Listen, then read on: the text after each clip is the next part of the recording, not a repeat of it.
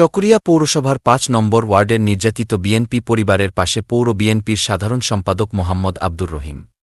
সন্ত্রাসী হামলায় গুরুতর আহত ৫ নম্বর ওয়ার্ড বিএনপির সহসভাপতি বদুর উদ্দিন, ওয়ার্ড বিএনপি নেতা নাছির উদ্দিন, আলাউদ্দিন এবং মঈন উদ্দিন সহ পরিবারের সদস্যদের দেখতে যান চকরিয়া পৌর বিএনপির সাধারণ সম্পাদক মোহাম্মদ আব্দুর রহিম। তিনি ঘটনার সুষ্ঠু ও নিরপেক্ষ তদন্ত করে প্রকৃত দোষীদের দৃষ্টান্তমূলক শাস্তির দাবি জানান এবং আহত পরিবারের সদস্যদের আর্থিক সহায়তা প্রদান করেন। এ সময় আরও উপস্থিত ছিলেন চকরিয়া পৌর বিএনপির যুগ্ম সম্পাদক আক্তার ফারুক খোকন, সাংগঠনিক সম্পাদক মাহমুদুল করিম, ৫ নম্বর ওয়ার্ড বিএনপির সভাপতি সরোয়ার ওসমান, সাবেক সভাপতি শহীদুল হক, বর্তমান সাধারণ সম্পাদক এইচ.এম. নুরুল আমিন, পৌর বিএনপির সদস্য হেলাল উদ্দিন, বিএনপি নেতা নাজেম উদ্দিন, মোহাম্মদ পারভেজ, বেলাল উদ্দিন, পৌর শ্রমিক দলের সভাপতি রফিক আহমদ, পৌর কৃষক দলের সদস্য সচিব সাইফুল ইসলাম, পৌর শ্রমিক দলের সাধারণ সম্পাদক দিদারুল ইসলাম, সাংগঠনিক সম্পাদক হাজী নুরুল আমিন সহ বিএনপি ও অঙ্গ সংগঠনের অসংখ্য নেতৃবৃন্দ।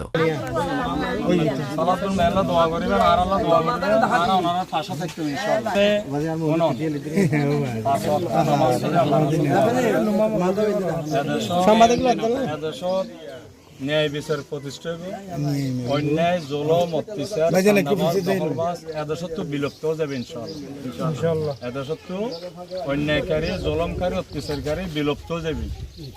ওনারা ৫ ওয়াক্ত নামাজ পড়ি আল্লাহর দরবারে দোয়া করবেন, সালাতুন বেলা দোয়া করবেন, এদেশত ন্যায় বিচার প্রতিষ্ঠা হবে ইনশাআল্লাহ।